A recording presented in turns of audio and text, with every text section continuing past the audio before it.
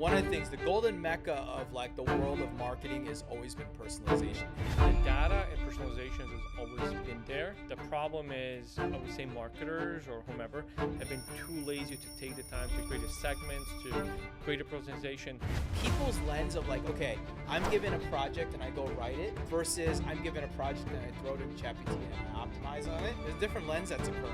There's a lack of creativity that occurs ultimately. And so the question is, does it all start the same eventually? So what, Brian, what are you wearing? What do you got going on? That's a rude way to ask, but this is a custom one-of-one Commerce Roundtable jersey. So it says Commerce on the front, 25, year for 2025, Miami themed, right? You see me in this, you're probably like, this guy must be from Miami, from Chicago. However, we have the event coming up April 25th, Commerce Roundtable in Miami. Jimmy and I actually went and walked around the venue yesterday. Sick. Yeah, very exciting. So I was like, you know what? I'm going to vibe out. I'm going to, and on the back it says Roundtable 25. Pull it all together. And I have a jacket too, like a varsity jacket. But I didn't really think that one through because I'm like, I'm not going to wear a varsity jacket in Miami in April. It's going to be freaking 85 degrees, right? But yeah, swagged out. Looks good. Yeah, I like it, man. No, it looks great. Yeah. 101. I Yeah. like the support. One of one. I know. Imagine if there was like one of four at least. Yeah, no. Because when I got this, Jimmy's like, oh, here's the baseball jersey guy. And then you guys were like, oh, that's cool. To be fair, he didn't say that. I did Right. say Yeah, that yeah, because he has Brian that has a own lot as of baseball jerseys with Yeah. customization. I think he's got a website that he likes that he orders things from. It's You it have starts you have with an T and ends you have with an U. Oma's one, right? Oma's jersey. Yeah. Yeah. It Yep. starts with T, ends with U. A lot of custom jerseys. Oh, Temu. Yes. No, I actually get this from a different company, actually. All right. But anyways, we can dive into it. All right. Well, with that, let's kick this thing off, guys. Ready? 3, 2, 1. Welcome to the ASOM Pod, where we talk a lot. Ecom is the path that we walk a lot. From 4 point of views when we're talking shop. Amir from the agency and Jimmy from SAS. John has an Android, but give him a pass. Cause he's an operator building brands like a carpenter. And that's Brian, he is the marketer. Like I said, this the ASOM Pod, where we talk a lot. Ecom is the path that we walk a lot. From 4 point of views when we're talking shop. What is up, everyone? Welcome to the ASOM Pod, a show about perspective from the eyes of an agency, SaaS, operator, or marketer, focused on the D2C, e-commerce, and retail space. All right, going around the room, I want to introduce everyone real quick. John Roman, Android-loving survival king. What's up, dude? How are you? Going on, good. You good? You ready to do this thing? Oh, yeah. We're talking about AI. I know you love this stuff. All right, we got Amir Gresinic, Prince of Bosnia, Mayor of Chicago. What is that weird, awkward fist bump?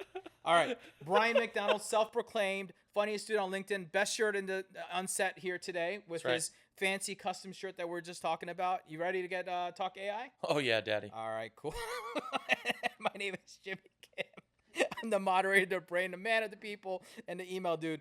First things first, if you're listening to this pod and you enjoy our hot, unfiltered takes, well, you can join us. This guy's still going off. You can join us by subscribing to awesompod.com.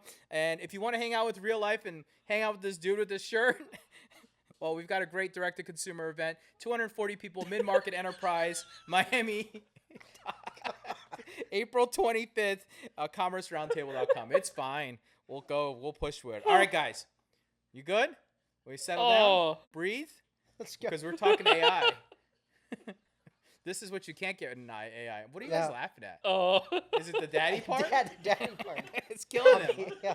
Because it got you, and as soon as it got you, it got me. It is hard to get me to go. Yeah. He's always trying to trigger me. But look, guys, today we're going to dive into a topic that is on everyone's mind. And we talked about this like pod 2, I think it was. Yeah, early. And Been a while. I think it's so much in the last 6-7 months has changed that we brought it back for another edition. So we want to talk about the futures of AI and the effects of e-commerce. It's 2025, and AI isn't just a buzzword anymore. It's transforming how we shop, sell, market, operate. There's so much that is happening right now. And as we talk about AI being used in e-commerce here today and where it's headed, let's talk about risks, challenges, what brands should be doing to stay competitive. So 1, 2, 3 into the phone. Guess who it is? Omni senders at the door. Tools that'll make your brand break through. Pretty damn awesome. awesome, just ask the crew. Trusted by over 125,000, 5,800 reviews, you can count it. Go ahead and try it like Elf on the Shelf. The results you'll get will speak for themselves. Do their best to impress with their SMS. Do their best to address an email address. So forget juggling apps, this ain't a circus. OmniSend was built just for you with a purpose. So what are we doing? Why the delay? Head to omnisend.com today. Hey, yeah. Let's talk about how we're using AI in our businesses today. Let's start there. I would love to start with you, Amara, because on the agency side, how are you guys embracing AI? Currently, it's more kind of like what we discussed before, small efficiencies through like ChatGPT, simple command prompts to like do research and additional things. But we're now actually transitioning, and we kind of touched upon it a couple of episodes ago, to figure out what AI tools can we bring in to create efficiencies. For example, there's one tool that I really like, and it's a lot of people have been talking about, called Replit, where you can build no-code prompt-based software. So you guys aren't using actual developing with AI at this point? No, we're not still Oh developing. man, you guys got to step it up, dude. Not really. You got to use some Cursor and some Claude and step it up, and you can improve the efficiency of your team. Your development. Not really in the sense, because the thing is, we have frameworks in place that save us a ton of time already. But you put those frameworks into the system and let it automate it. Yeah, Faster. but it's still not there. Like for example, there's like platforms that claim, hey, we'll take your Figma file and transfer it into. When they just actually end up, given how good our frameworks are, they create more work for us right now. The tools are not there yet to outperform our frameworks. Got it. All right, John, AI, what's going on in your biz? Yeah, so we use it a lot of places. So, on the marketing side, we're using it for scripts for our content, scripts for ads. We'll need a bunch of iterations to test and see what works. Yep.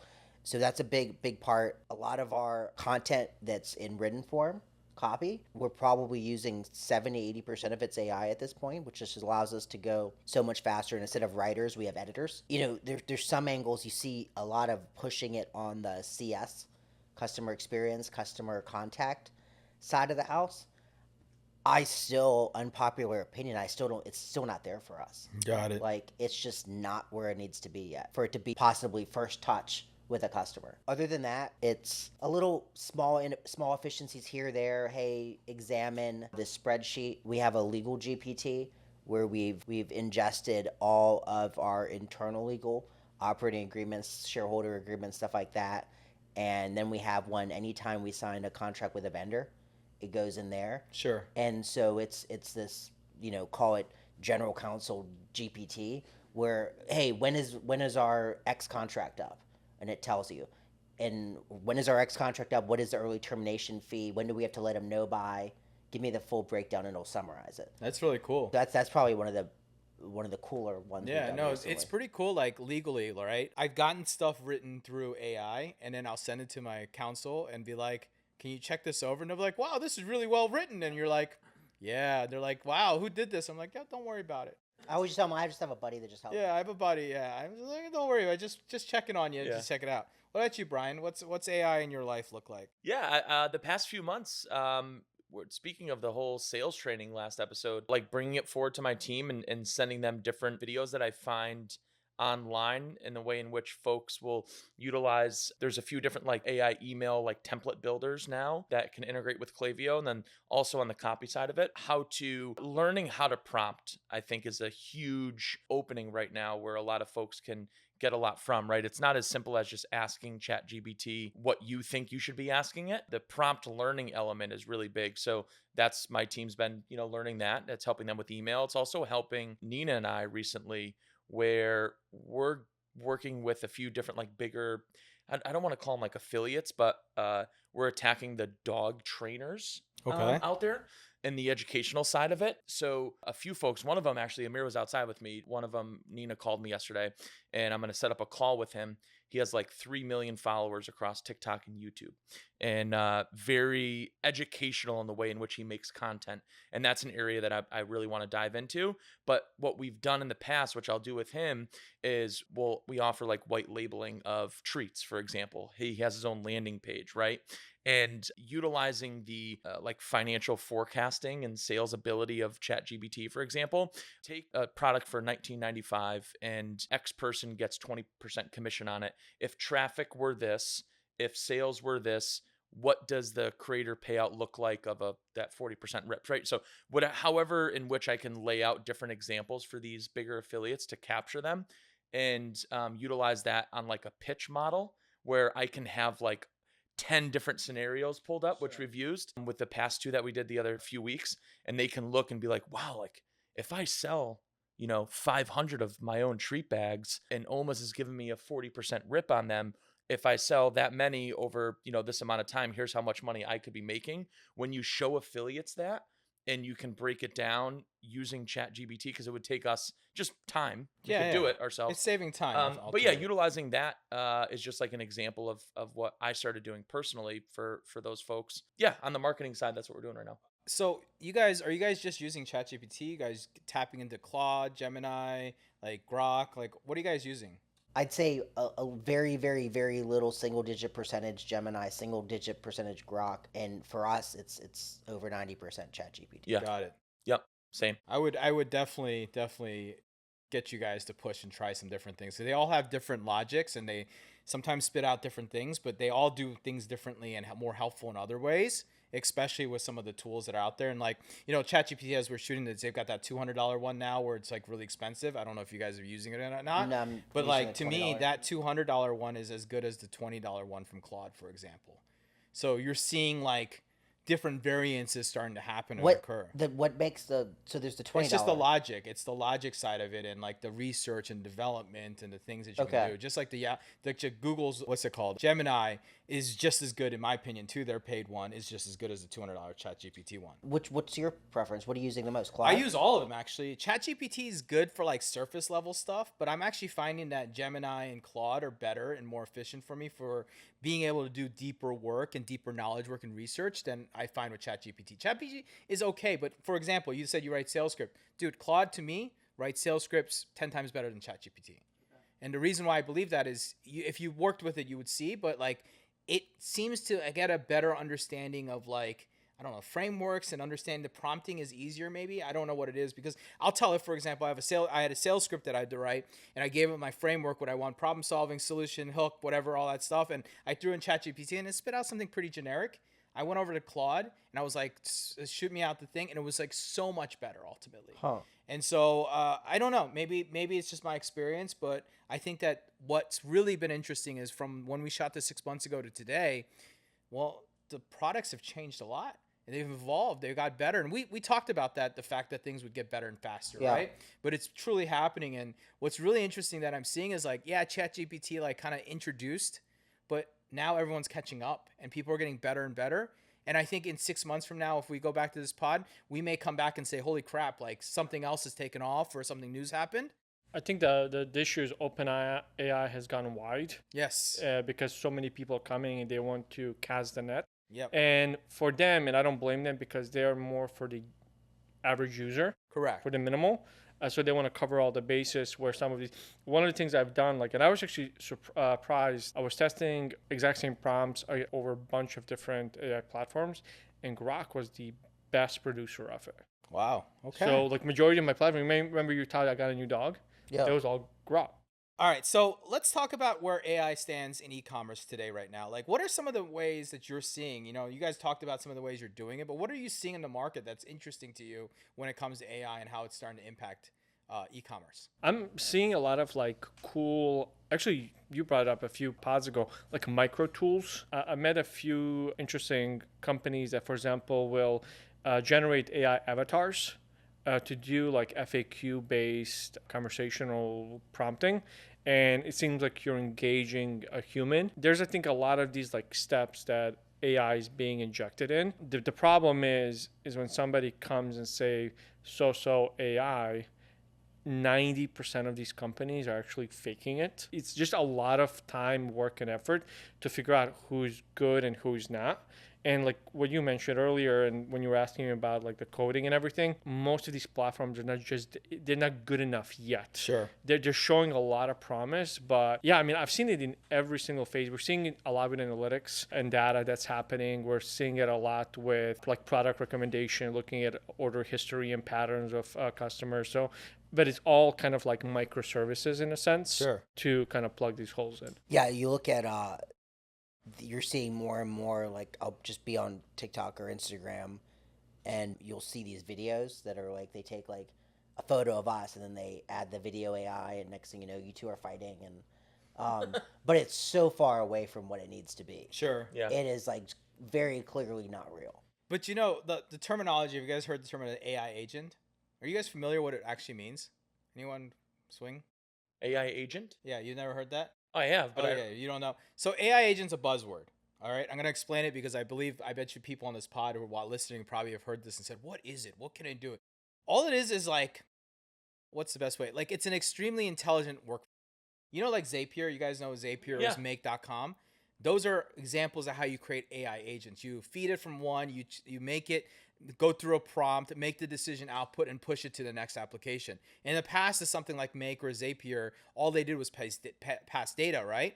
Imagine passing data and then being able to transform that through thought, and then being able to apply that data and be able to create an action behind it. That's all AI agents are. They're workflows, right? Yeah. But what's happening right now, which is going to be interesting because you guys are talking about like what's going on with AI and how e-commerce, AGI, which is artificial generated, basically it's allowing multiple AIs to have conversations and decisions to come together and create a result ultimately, right? That's what's supposed to come out later this year, which I think will be a big game changer because more decision making will be starting to happen between products and services ultimately.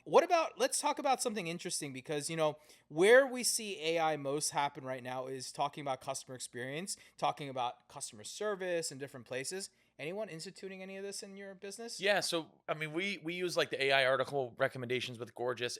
I think like what I've taken away from, especially like getting Gorgeous and taking over customer service myself, like running that, is when customers are looking for an answer, AI is the answer. Yep. When they're looking to solve a problem, it's Humans. not. They want a human. So any point of friction between the customer and the company, if they're just looking for an answer as quick as possible, utilize AI as much as possible. But when they're looking to solve a pain point or a problem, etc., they want to talk to a human as fast as possible. You know, that's what I'm seeing. Are you right guys now. using anything right now besides just customer service basic stuff? Are you guys doing anything there? No, so we Are you resistant? 100%. Okay. It is clearly just not what it needs to be. Interesting. For us. But knowing that most of the people in the world are just asking things like, where's my order and stuff, like 60% of tickets are like fall under like a lot of those. Wouldn't that solve that? Yeah, but you don't need AI for that. Yeah, that's just like an automated sort of Yeah, response. like that's not AI. We use like article chatbot. recommendations. So like on Gorgeous, if a consumer's like, what product's great for my dog's stomach issues, they can type that in, and it'll feed based off of articles that we've written, but it's with an AI technology that they implemented in it. Got it. Yeah, where's my order? No, a human's not needed. Okay. Yeah. But you don't need AI for that either. The thing is, like with that, and I'm saying, and this is from a consumer standpoint, when I ask SaaS solutions and they're using these AIs, it's actually waste more time because they start recommending these articles and I have to read them and I'm wasting so much of my time trying to get an answer. Well, then I ultimately go through a support agent and talk to a human because there's certain things that generally the article might address, but it's not my exact issue. So for example, like with food, like when Simba was around, if I was like, what's great for mine, you might say X, Y, and Z. My next question would have been like, well, is it good for a dog with cancer? And then I might still have to. Yeah. There's a lot of AI washing going on. Yeah. I mean, this is kind of the bubble, right? Yeah. Like you guys can agree that everything needs to go through some level of bubble. Remember crypto? I mean, it's the same thing. And we're still years and years in cycle and it's still not truly finding its place, and it's slowly starting to find its place more and more every day. In fact, when you think about it, I love to think about when you guys think about the future. So I'm going to go to you first, Amer, because I think you're probably sitting in a weird place here. What are some of the things that your clients come to you thinking that AI can do or want to do? Like, what are the big picture requests that you see? Do you see requests, or people like, I would love to do it? No? You don't get anybody asking you knowing that you're doing development? No, it's a lot of times like when I get on a call and like one client was looking for a logo and he was like, oh, I was trying to do this way, I couldn't do it. And I think people that kind of use it passively don't know prompting. I think you need to get like really creative with prompting. And I was like, oh, give me a few minutes. And I went and he's like, oh my God, like you just created? I was like, he's like, with what? I was like, ChatGPT. He's like, I tried 100 prompts and I couldn't get that result. What's funny? I'm a child and Brian read something inappropriate and I'm reading it. What? It's okay. Move on. Go on. Yeah. But no, I surprisingly, we don't get too many requests yet. I think everyone is still like very early, even though it's been around forever. But the interesting part is going to be, I remember chatbots came out. They were the thing for a year. Yeah.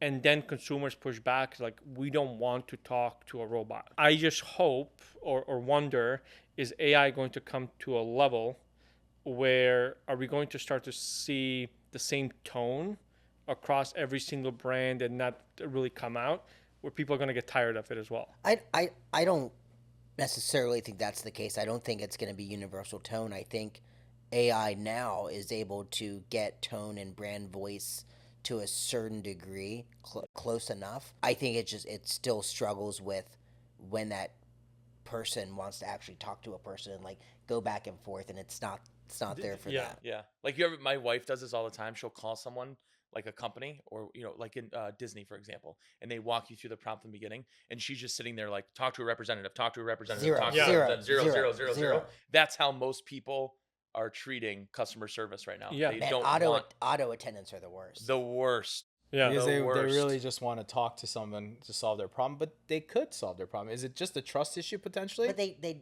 often can't. Yeah. And oftentimes, and people are utilizing that. Companies are utilizing that to obviously cut costs, but thinking that they're helping the consumer, like decrease the amount of time it takes to solve something. And oftentimes, those automated responses take longer to resolve the issue. Yeah.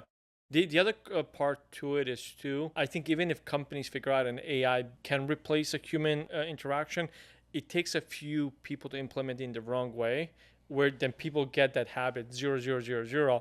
I know in a lot of chats when I start to get prompts, I'm like agent. Like, I don't want to waste my time reading stuff and lose 2 hours of my day if I'm paying you for support. Do you guys think this is from bad habits built by chatbots and different things in the past? Like, people are just trained in like poor habits, like But poor are they experiences, not habits, experiences. 100%. Yeah.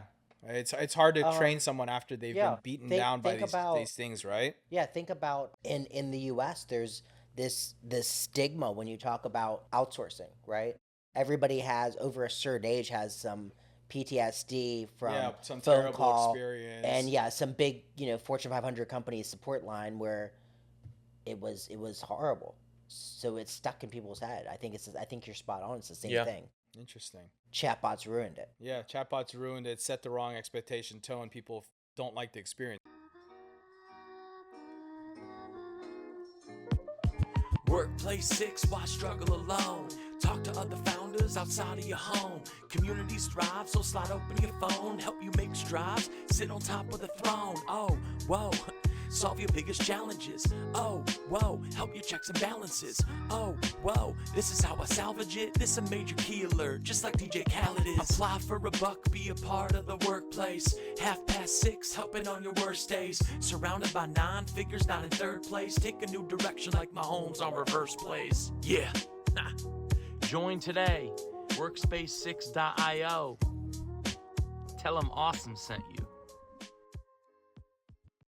It's okay. Well, what if I flip this to personalization? Because in e-commerce, one of the things, the golden mecca of like the world of marketing has always been personalization. How do you personalize? How do you do it? Is there a risk that this could actually help solve this, or do you guys think that this is going to go the other way? Like, part of the way that people have talked about it 2 ways. They've said, oh, this will not solve the personalization. But to me, if you've got the data on the consumer, you've got device history, you got all this information, you should be able to technically be better at personalizing like experiences for people, right? I would jump into that, and I've always had a problem with this, and this is for years now, from the days of Pardot to now. The data and personalizations has always been there. The problem is, I would say marketers or whomever have been too lazy to take the time to create a segments, to create a personalization. What AI might end up happening is saving a ton of time with it, but we already have the tools to do it. It's just people are not spending enough time to do it, in my opinion. But the data is there. I think that the way the data has been structured in the last 10 years have allowed for personalized experiences. You know what else has on that personalization side? It makes sense. Yeah. Well, let's talk about that, because I think that humans have a tendency to over rely on stuff too. And with AI coming through in e-commerce, especially, like, I believe more and more people are adopting it. I think, right? At least on the marketing professional side of things, maybe not quite as much on the other side where it's like the more average consumer, but the marketing. Is there a risk that this goes too far the other way? Have you guys thought about this? The other way, Like how? brand voice and like the way they're using it, maybe losing the human touch almost because they're trying to use it to speed up. Possibly. I think you're going to see the first wave of brands that make that mistake, and I think it'll be detrimental. Like people are over relying on it to build emails, build things, and like the lens of like, what's really interesting that I think I've noticed about it is like people's lens of like, okay, I'm given a project and I go write it versus I'm given a project and I throw it into ChatGPT and I optimize on it. There's a different lens that's occurring. There's a lack of creativity that occurs ultimately. And so the question is, does it all start to sound the same eventually? And I feel like there's some of that might be occurring. I mean, that's back to what you were saying. Yeah, no, it's it possible. is that. And I'll use two examples. I think, and this is actually to something we were talking about the previous episode, I think agencies that manage a clientele can get themselves in trouble with that. I think brands are very protective of those brand experiences, are more reserved, and they don't want to be the early adopters. They want to see this vetted, they want to see it tested, I think, before they jump in. But I think agencies are being a little bit too aggressive. AI is the buzzword, and they feel like if they don't talk about it, that somebody's going to think they're behind. The other kind of component to that, I think, with specifically like AI and brand, I think that actually I'll use Alan, my co-founder. He's been working on this solution for SEO and content, and it works like very wonderfully to like where you were saying. But he's taking the approach to say we're going to make this managed AI, not AI, because there's still gaps, and we want to ensure that our strategy and everything that we're doing is 100% there. And even though the product has been great, they still find opportunities where a human has to come in and narrow down the output of AI. Yeah, I mean, we're seeing it being implemented in weird ways. Obviously, still not like in a real like usable way often. I think the best use cases outside of like using apps for development in different cases is like creating content. But once you go too far, right, we've seen it on social media already where a lot of people are commenting. You were just talking to me about this last night about, like, oh, why are all the LinkedIn comments all AI generated, right? But if you look, they're not AI generated from LinkedIn. They're actually taking your content, feeding it somewhere, and then pulling back and responding to you on top of that. And that's their way of creating engagement. Why do you think that's occurring right now? Because that's actually an extra step if you think about it. It's further than just using the response there. I agree with that, because here's my thing is like when you post something and you start to get these engagement from certain individuals, there's kind of hot words they're taken from the article and putting that. Now I don't know if they're using a third-party tool that's integrated with I think they are using it. LinkedIn. I don't know if they're copying pasting it into ChatGPT and getting like whatever the case is, but it's so unpersonalized. Like I feel like don't even engage with me.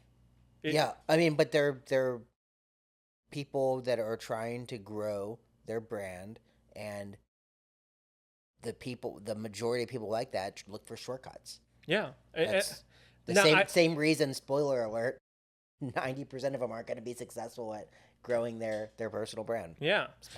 I get people all the time from a B2B perspective. Sure. These like, oh, I'll book you so many calls. We use AI and all of that. It's like, I don't want to touch you with a 10-foot stick, because I want a human. We talked about on the last pod about sales and being a human touch to it. Like, why would I just blast a bunch of stuff written by AI and I know nothing about that person? Like, it just makes zero sense to me. What about you, Brian? I want to ask a very specific question. So obviously you are more adopting to technology, but you've got people in your business that are probably older and who haven't. Well, how do they feel about this? Yeah, I mean, they're still. I still don't think they understand it. I still don't think. I mean, they see what it can do, especially because the younger crews in marketing, right? So now the procurement and fulfillment and operating side of the business is an older generation, and I think it takes them obviously a while to believe in something first, just like when we started hiring Yeah, offshore. that's what I'm asking. But yeah. then like they can see what we do during our like board meetings, for example, when Adam is like someone spits something out and he's like, oh, let's see what that would do, and he literally pulls up ChatGPT in front of them, types in all of the data that he has, and hey, spit out quarterly over the next 6 years, and then they look at it happening in real time and they're like, oh my, this is wild. So I think they're becoming accepting about it, but they're not becoming adopters of it. So they're like, okay, this is like a real thing, but they're not like, oh, I want to go play with it. Correct. Interesting. Yep. It's really interesting because I think we live in our own little bubble because we're like always hearing about it and talking about it. But there's a lot of people who don't know anything about this, or they get scared by it. And I think that's really where it comes to like the next question I have. Like, as I think bigger, right, and we think about the future about this thing, how do you guys think this starts changing the way e-commerce operates? Like, do you think this is going to help lean out teams? Do you guys think that this is going to change the way shopping experiences go? Like, what do you guys think about the rise of AI and e-commerce ultimately? You guys have a good input on that? Because Yeah, so I think it's gonna get like scary good on how easy it's gonna be for brands to create video content and create new ads with it. Even right now at the early adoption stage, and you can sort of clearly tell that these are like AI generated humans and videos. But the scary part is we're still in inning 1. Like, can you imagine inning 9? You're not gonna be able to tell, which is good and bad, but you're not going to be able to tell who's a mirror and then who's not a mirror. yeah, I mean, dude, Right? there's literally people creating AI influencers today Correct. that are out there, and you see people talking about Making on money. ads, making money Making off of money. it through brand creator deals by making these like people that are posing and doing different things right now. And honestly, you don't know if they're real or not just as much as you don't know if the other person is real or not, right? And I feel like there's a lot of that going on too, which is going to really change the way commerce can happen because you don't need a creator possibly. But I think we're gonna see regulations around it soon, because like when you have ads and people are speaking like on TV, to say actor portrayal, people are probably going to put up an artificial intelligent portrayal and things like that. So it's going to be obvious it's not authentic, and I think the regulations are going to start to catch up with. But Yeah. dude, there's regulations now that people don't follow. What's the difference? Like, you think about it, you're supposed to acknowledge a lot of things around like, oh, I'm an influencer, I'm paid. That's not even happening in just generally, not just in one space. Yeah. It's already not happening. How are they going to regulate that? How can they prove it, right? How do they even prove this? Like, okay, for example, there's tools out there where you can basically tell them to say anything, basically, right? Deep fakes, all these things that are happening. Yeah, they could say they're fake and they can do all that, but let's be honest, like, they can go off and do it, and unless you're doing a substantial amount of revenue or views or something, and if you're doing it in a small micro, you're never going to get in trouble, right? I actually have a really hot take. Okay, share it. I'm thinking like I said, we're in inning 1. I think inning 9, AI is going to do more damage to direct to consumer brands, and VR is going to be where we need to be. Okay. I think VR is going to have VR or AR? um Because I feel like those are two separate things. VR. Okay. and what I mean by that is So you're saying metaverse is coming back. Yep, I think so. And I think there's a way in which the biggest friction point between consumers and brands is product wise, right? Is seeing someone with the product talk about it, which is the number one touch point right now for someone to purchase on TikTok Shop, where they're able to see Jimmy or Amir talking about the dog food and how their dog does with it. They want to see how it fits, right? Imagine being like, oh, here, download this to your goggles, for example. Here's what the food looks like in your fridge. Here's how it thaws. Here's how your dog's going to do with it. Like, here's how the shirt fits on you. There's going to be a way in which you're going to be able to sell to the consumer so much easier and not have to leverage other people for you. Well, I agree with you on that. I don't agree that it's VR though. I think it's AR. AR, I confuse them both. Augmented Yes, reality, yes, right? yes. With the It's like glasses. we're here, but yeah. this is there. I Yes. mean, Google's got a Yes. glass coming out again, and I actually own a whole old pair of Google Glass from like 2011. They were terrible back then, but this new one is probably going to be pretty awesome, and it's going to probably allow you to do it. And that means more people are going to wear wearables, Yep. and that may change it because even shopping, right? It may no longer be shopping in the way that you go to websites. it may be shopping in the way that I see a mare over there and I see what he's wearing and it'll say like almost pride swag. And then it'll be like, you can go buy it on the site. Yeah. Like what Amazon drivers are doing. I think, Oh yeah, you were talking Yep. about this. Amazon drivers are going to be wearing, and it's only going to be in specific like metropolitan locations or locations in which they have a high error rate in delivery, meaning that the package was dropped off at the wrong door, or it's in a apartment building or an office building, and drivers don't know where to go.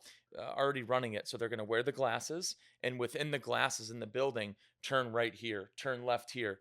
This is the door you need to drop Probably it off auto at. snaps the picture too. Yep, and right there, boom, done. Can't wait till it's like contact glasses. So that's what Amazon already started doing. Eventually will be. Like Yeah. a month ago, I believe they started this. Yeah. yeah. Can you imagine having a contact in and it's just giving you information? Yeah, and no one would ever know that you're Yeah. looking at Man, it. how is and he so You would smart? have like an LED screen. Yeah. Well, I posted a while ago. There was oh man, I'm gonna maybe MIT or one of the big tech universities. Their students took Facebook's classes Yeah. and added an AI layer of it, where if I look at you, I can, with public data, identify who you are, what you're doing. Whoa. You know, it works phenomenally well, to the point that Meta had to come out with a statement that, hey, by default, this is not something Meta does out of the box, but they are just using public information that's already available on the web. The only difference is instead of going to the computer, the glasses are doing the work for you. Yeah. No, this is interesting. All right. That leads me to the next part, right? So as we think about AI generated content and creative assets, here's the hot question here, the spicy. Does it democratize marketing or does it create a flood of mediocrity?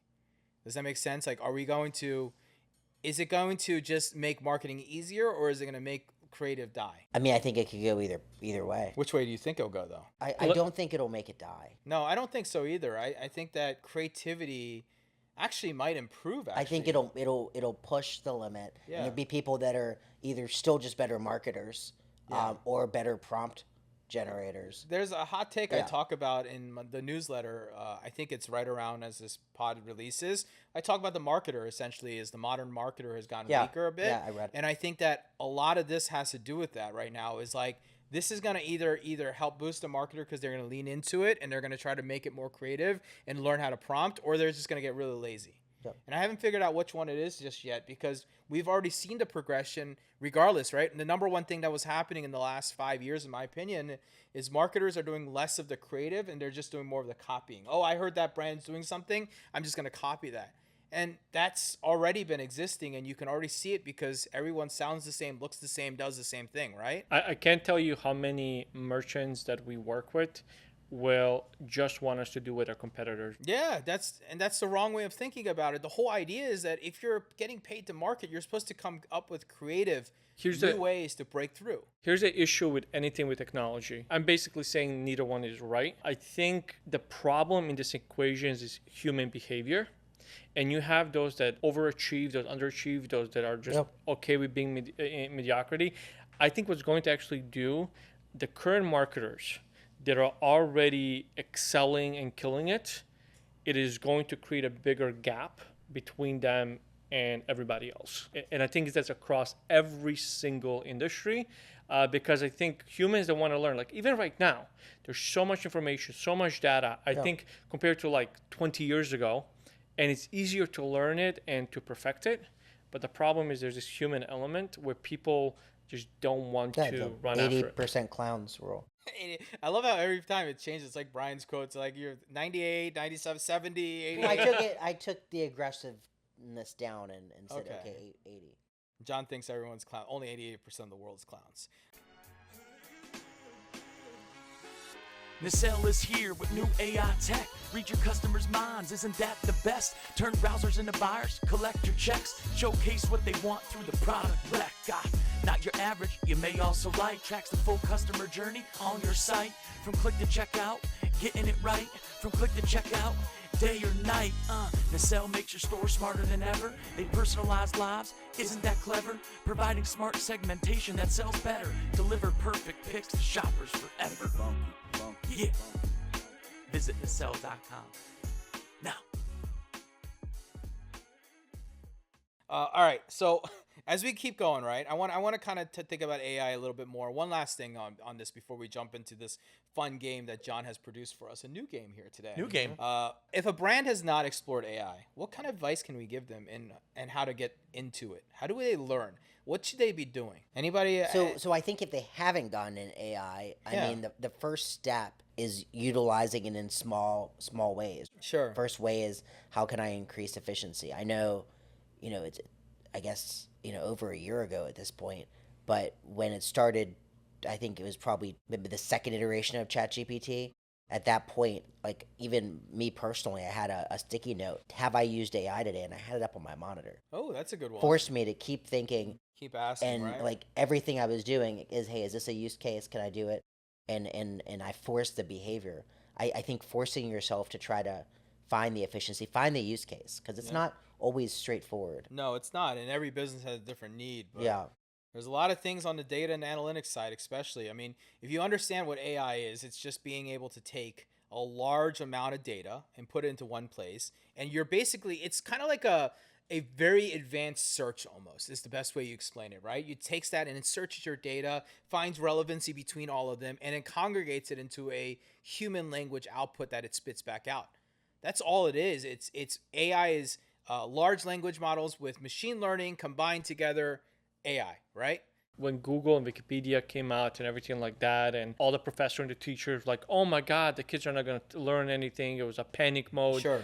Even as we kind of been these Googleites and grew up with Google and these platforms. Remember Ask Jeeves? Yeah, as Jeeves. I used to Wow, what a yeah. throwback. I used to ask him stuff. The point that I'm getting Can to, I like, ask ChatGPT? Yeah. I would get people in personal life, professional life, they would ask me a question that is a Google prompt away to give you the best result, follow instructions, step 1, 2, 3, 4, 5, let's say to program. Remember back in the day, I don't know if they still have them, a universal control for a TV or something or something. Anybody could do it. The problem, people just felt like overwhelmed doing it.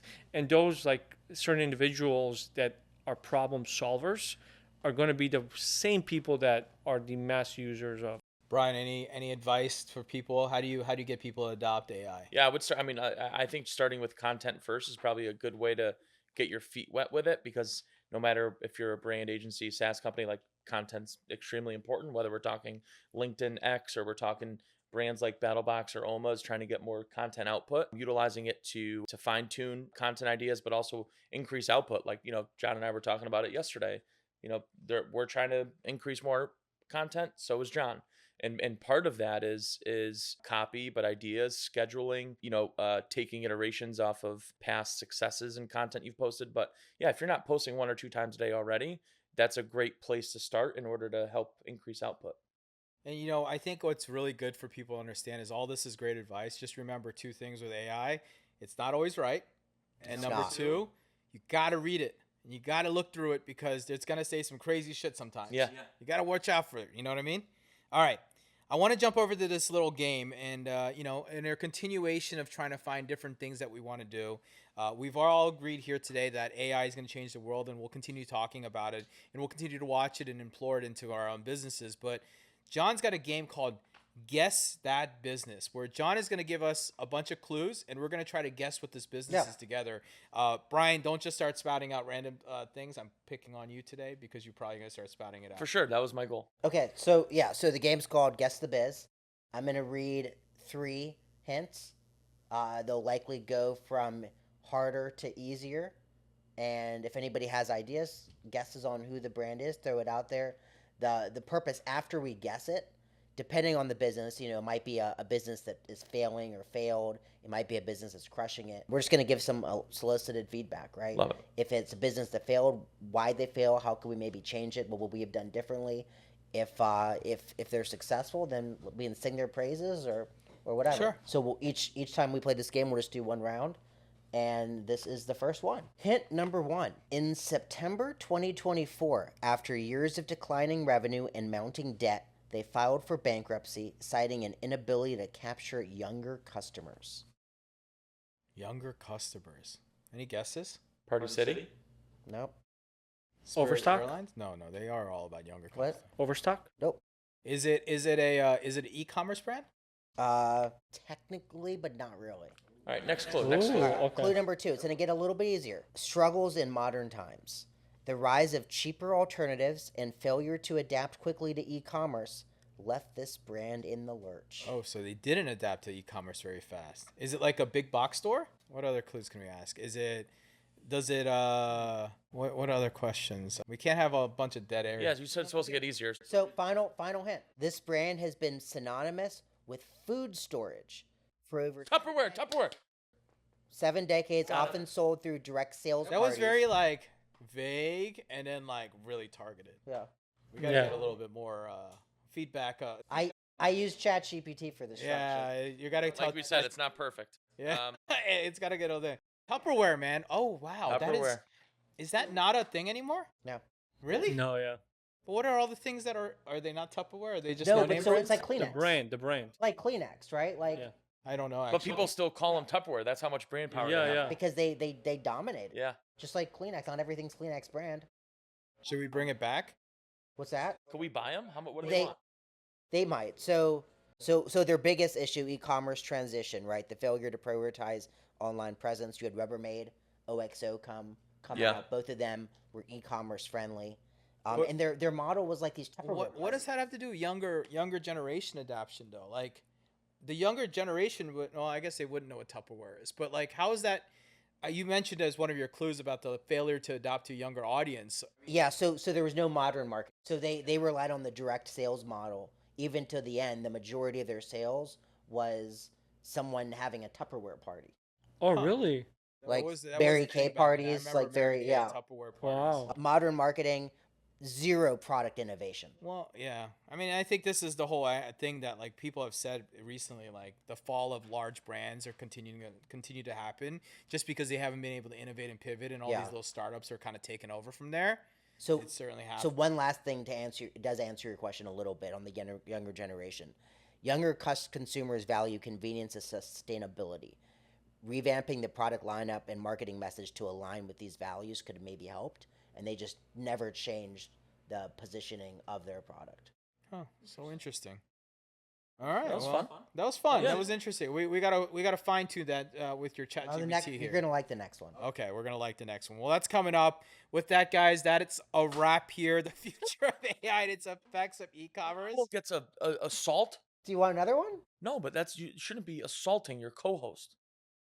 Assaulting your code. All I did was You eye wanna roll. file a complaint to HR? Why would you eye roll? Because I was like, oh, I'm excited. You want to file a complaint to HR? So I popped you. Okay. Are you filing? I'm Who's doing. HR? I have so much shoulder Caitlin? hair. Amir's in That HR. hurt? Are you okay? I have so much shoulder hair that it didn't even, Oh. Shoulder didn't hair. even feel it. All right. Well, make sure you like, comment, and tell a friend. Let us know what you think. Follow us on social: TikTok, X, IG, LinkedIn, YouTube, or just type in ASOM Pod to find us. And don't forget to leave us a review or rating on your favorite podcast streaming. Remember, we're a video-first podcast. We fly from location to location to shoot the pod together as a team, not only for the dynamics, but for the highest quality experience. So make sure you check us out on YouTube. And don't forget to subscribe to awesompod.com, where you'll be alerted about a newsletter. We drop hot, spicy takes, especially with Brian. If you really enjoy the things he talks about, you'll really enjoy the things he rants about on the newsletter. We'll be back next week. We're talking about something, Brian's favorite thing in the whole entire world, social commerce. The next big thing, or is it another hype? And, I think the timing will be very interesting. So thanks for tuning in, and we'll see you on the next episode. Welcome to the ASOM Pod, where we talked a lot. Ecom was the path that we walked a lot. But now the question is, will you subscribe or not?